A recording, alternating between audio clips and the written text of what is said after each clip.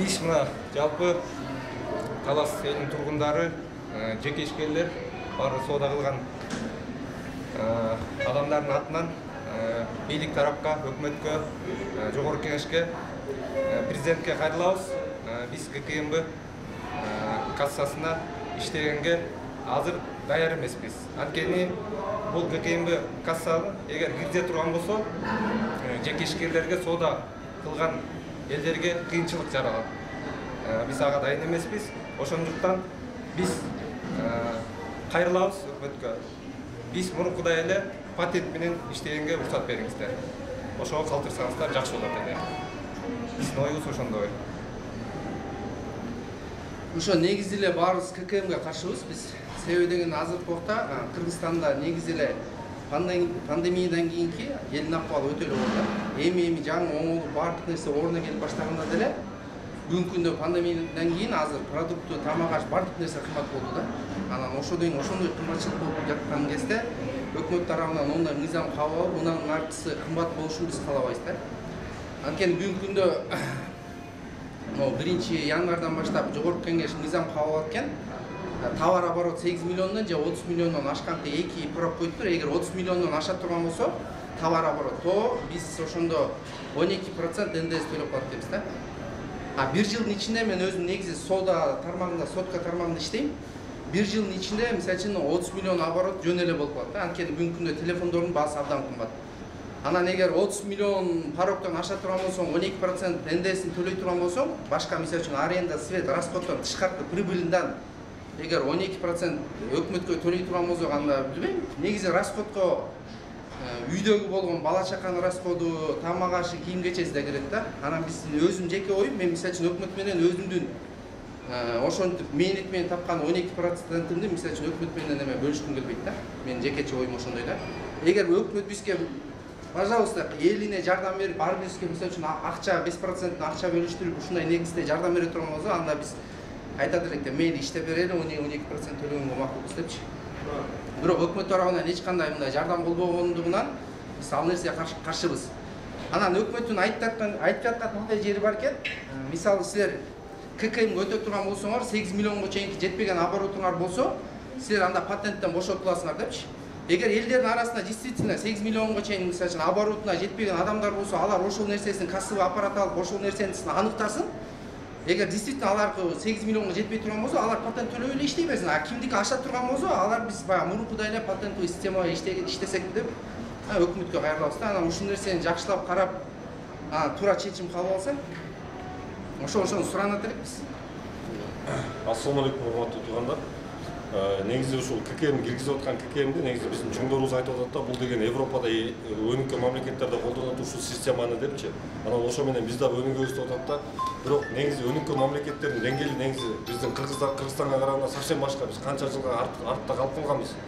Былтыркы жылдан быйылкы жылдын деле любой продуктуна карасаңар канча эсе баасы кымбатталган. Былтыркы жылдан быйылкы жыл эмес, 3 жыл, 4 жыл мурунку бааларды караңыздарчы. Кимдин айлыгы көтөрүлүптүр? Элдин деңгээли ошомойдон эле. Биринчиден элдин деңгээлин көтөрүш керек. Мисалы ушул налогдун баардыгы, эми биз ошонун баардыгын вынужден болобуз ошол товардын баасына кошконго. Анан региондорду өнүктүрүү деп эле чоңдорубуз сүйлөп атат. Мисалы ошол өнүктүрүүгө дагы ушул жагынан поддержка келет да. Мисалы былтыр пандемияда кандай гана кыйынчылыктарды көргөн жокпуз. Ошол кыйынчылык убактысында мисалы мамлекет көп жардам берген жок да.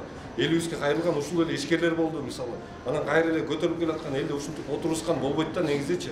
Бардык нерсени мыйзамды мындай ойлонуп чыгарып атканда деген биринчиден ошол мыйзам элге иштеп бериш керек да. Ошол биринчи элден сурабайбы, эл кандай болот ошол учурларда деп. Элдин деңгээлин көтөрүп, элдин мисалы элге поддержка берип туруп, андан кийин ошондорлорду кылса, мисалы биз ошого дайынбыз. Бирок мисалы элибиз ушунчалык кыйналып атканда биз ушуну дагы кылып көтөрүп келаткан бизнесмендердин канчалык деген шартын бузуп коюп атат да.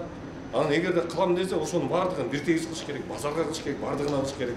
Биринчи категорияда мына торговый центрлерден деп бир аз биз мына региондорду өнүктүрүп аткан услугаларды көтөрүп, мисалы торговый центрге чоңураак магазин ачып, арендаларын кымбат төлөп, ушулардын баардыгын сызга отуруп атпай ушундай закондор мененчи. Ошон үчүн урматтуу чоңдор, ушул закон чыгарып атканда дагы мына элди карап койсоңуздар, ошо чоң рахмат. Ошо баарысына каршыбыздар, туурабы? Келбей калгандар бар. Баарысы эле түшүндүрүп да өздөрүнүн оюн айтат. негизи эле бул Кыргызстандын жарымынан көп эле 5 миллион 6 миллион калкыбыз бар болсок 3 миллиондон ашык эле соода саттык менен алектенет экен да. Средний бизнес менен негизи эле 3 миллион 4 миллион калкыбыз алектенет экен. Баарыбыз эле өкмөткө патентин төлөйбүз, мисалы светин убагында төлөйбүз. Чынбы? Болгон баардыгын эле төлөп келатабыз, ошол бойдон эле калсак эле жакшы болмок да негизи. Мисалы биринчиден мындай болот да, азыр мисалы товар заказ берсем, жолдон задержкалар көп. Жолдордун андагы ар кандай акчаларды төлөп, андай мындайларды кылып, эптеп, бияка кыйналып, мурун 10 күндө, 5 күндө келип аткан товарлардын эмелери задержка болуп азыр 1 айдын ичинде келип атат. Еще жартылай келип келбей атат. Мисалчы, анан аябай эле кыйынчылык болуп, эптеп адам Кыргыздын эптеп өз үстүнөн оокатыбызды кылып келаткандан анан үстүнөн өлгөндүн үстүнөн көмгөн болот да бета чын айтканда. Ошону эми акыйкат кылып, баягы 7 жолу өлчөп 1 жолу кес дегендей ушуну акылдашып жакшы жагынан чечип берсеңер деп ойлойбуз да. Ушунча элди кыйнабай, ушунча элдин бала чакабыз бар, кредиттерибиз бар дегендей. Проценттери 25%тен эле средний берет азыр кредиттердичи. Анан айыл жергелерине 5% мындай берилет, андан берилет, барсаң бербейт. Ошолорду текшерип, карап көрүп, неме кылсаңар жакшы болмок деп ойлойбуз да. Баарыбыз эле.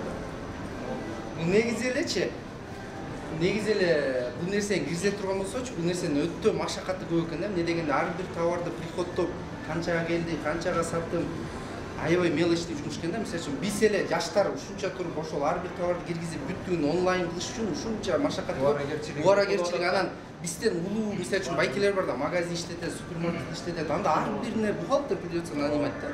Өтө эле оор келип калат экен да бизге. Анан ар бирин приходтоп кимден алдың, бир жерден товар алсаң, адан эмесин сурапчы. Эмесин полный канча список, канча товар келип, анын онлайн кайра каттап машакат аябай көп экен да. Анан эми мыйзам кандай кабыл билбейбиз, бирок биз каалайт элек баягы элдин үмүтүндө жакшынакай туура чечип берсе да.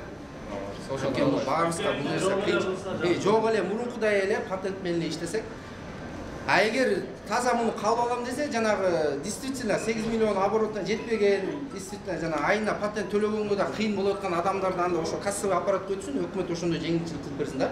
А калгандарыбыз мисалы үчүн ашкандарга анда мурункудай эле система менен калсак, анткени баягы биз мели жулуу жерде иштеген эмес, биздин юткандарыбыз бар да, эшикте суукта тоңуп ушунча курбанчылык менен, мээнет менен акча таап үй бүлөм багам деп аткандан өзү эптеп мээнет менен тапкан акчасынан алар деле өкмөт менен 12% НДСин бөлүшкүсү келишпейт мисалы үчүн. Бөлүшкүсү келбейт. Ошо биз айтарбыз. Туура кабыл алып коңуздар, туура түшүнүп коңуздар. Мисалы мен 2-ге 4 бутикте отурам да. 2-ге 4 бутикке мен 1000 сом налоговый төлөйм. 1000 сомдон ашык кышында светин төлөйм. 700 сом страховой полис төлөйм. Плюс охранасы бар. Кудай сактасын, андай мындай жерлердин оңбосоң стройматериалы кымбат. Бишкекке барып, же болбосо Дордойдон же Харьковдон товар алдырайын десең, таможнийден проблема, посттордон проблема, ушинтип отуруп кыйналып эптеп оокат кылып атсаң, анан келип страховой эмесен, ККМ негизи аябай эле турабыз деп ойлойбуз да. Чындап ал жерде баардыгыбыз эле ушул соода борборунун ушу базардын эле адамдары турабыз. Эгер ККМ касса иштеп кала турган болсо, эми бул мыйзамдын талабы деп атат. Эгер бирок иштеп кала турган болсо, мына январда жылдын башында киргизебиз деп атат налог кодексте. Эгер иштеп калса, анда товардын баалары өсүгөндөн өсүп баштайт. И так мондай кыйынчылык, мондай жылдан жылга уже соода жайлап баратат. Элдер финансы жагынан уже артка кете баштады да. Мисалы соодагерлер мына баарыбыз эле көрүп билип атабыз го. Жылдан жылга уже соода үйүндө элдер аз. Товар кымбаттаганда кымбаттап атат. Кайра эле карапайым элдин чөнтөгүнө чыгып келет да. Ошон үчүн биз ККМ кассасына каршыбыз да. Баарыбыз каршыбыз.